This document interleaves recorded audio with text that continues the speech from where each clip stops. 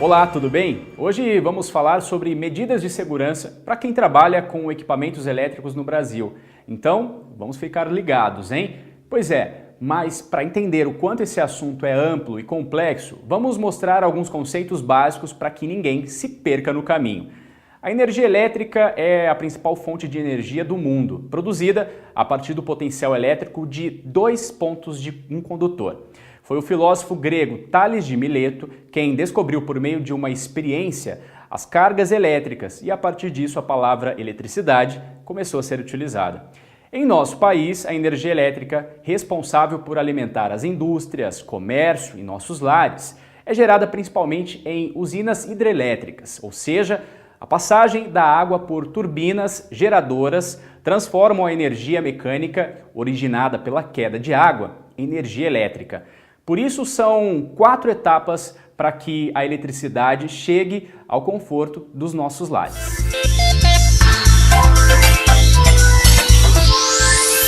A primeira é a chamada geração. No Brasil, 80% da energia elétrica é gerada pelas hidrelétricas, 11% por termoelétricas e o restante por outros processos. A partir da usina, a energia é transformada em subestações elétricas, elevada a níveis de tensão e transportada em corrente alternada por meio de cabos elétricos. De lá, ela vai para subestações rebaixadoras de voltagem e aí então começa a fase de transmissão. Depois de produzida, a energia elétrica vai para as cidades através das linhas e torres de transmissão de alta tensão. Essas linhas e torres são aquelas que você vê com frequência nas estradas, que levam a energia por longas distâncias. Quando a eletricidade chega às cidades, ela passa pelos transformadores de tensão nas subestações que diminuem a voltagem. A partir daí, a energia elétrica segue pela rede de distribuição, onde os cabos instalados nos postes levam a energia até a rua.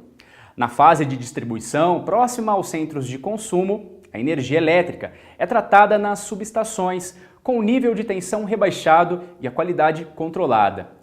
Ela é transportada por redes elétricas, aéreas ou subterrâneas, constituídas por estruturas como postes, torres, dutos subterrâneos e seus acessórios, além de cabos elétricos e transformadores para novos rebaixamentos.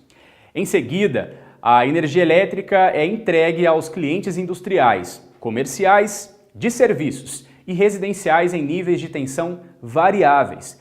Tudo isso de acordo com a capacidade de consumo instalada em cada cliente. É bom lembrar que antes de entrar nas casas, a energia elétrica ainda passa pelos transformadores de distribuição que são instalados nos postes e que rebaixam a voltagem para 127 ou 220 volts. Em seguida, ela vai para a caixa do seu medidor de energia elétrica, que é o seu relógio de luz. É ele que mede o consumo de energia de cada residência. Essa etapa é a que, enfim, chamamos de consumo. De acordo com a Associação Brasileira de Normas Técnicas, considera-se baixa tensão a tensão superior a 50 volts em corrente alternada ou 120 volts em corrente contínua.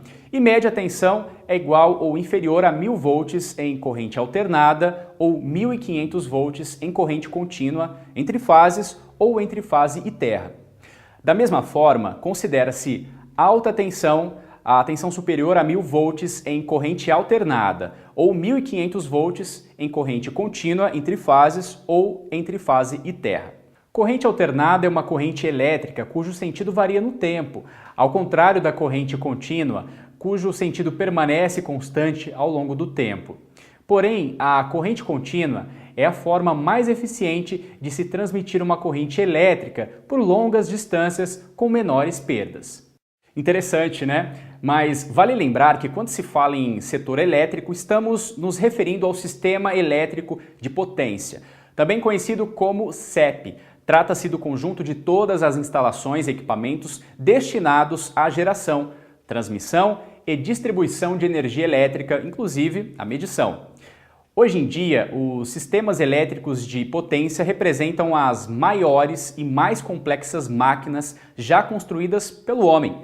E isso exige técnicas e estudos cada vez mais precisos e refinados para construir, manter e operar estas máquinas.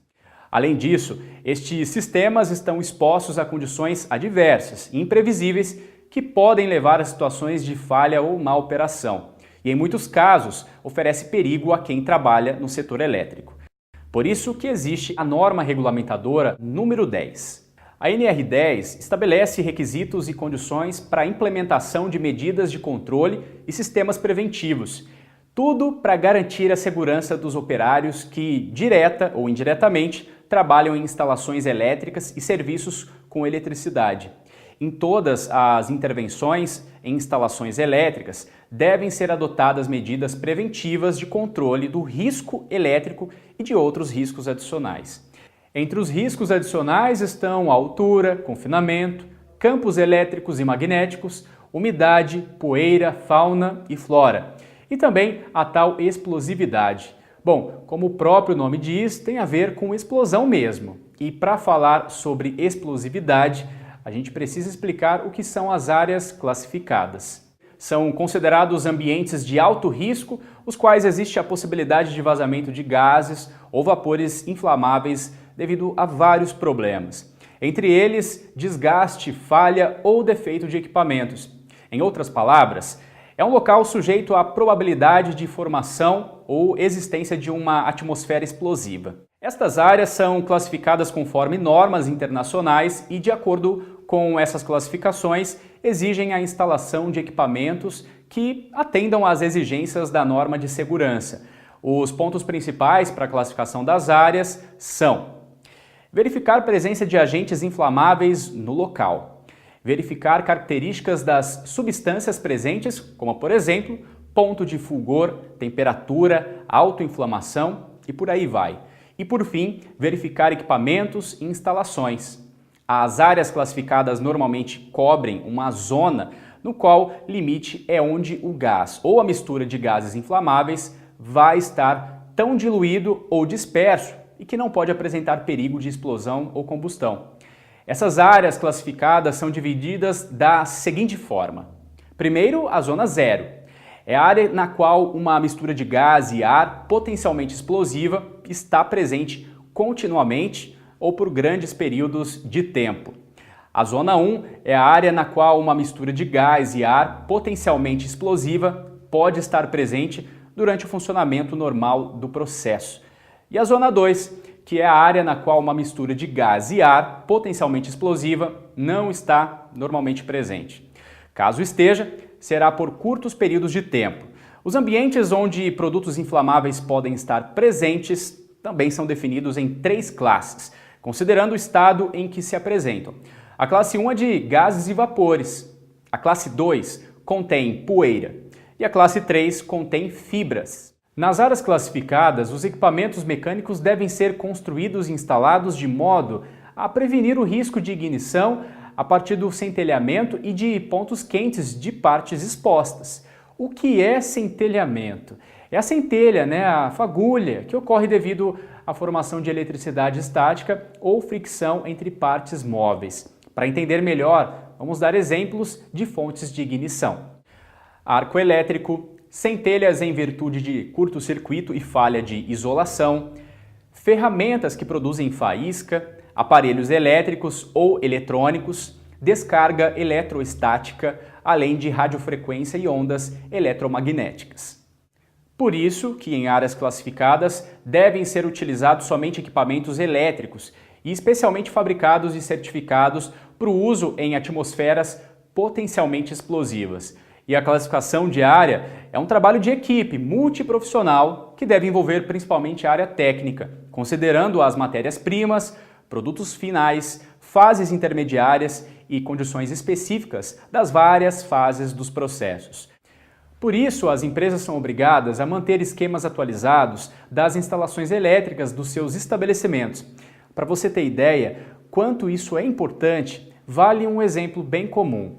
A manifestação de eletricidade estática, ou seja, uma fagulha, que ocorre quando a gente toca uma parte metálica não aterrada, abre uma porta do carro ou toma ônibus.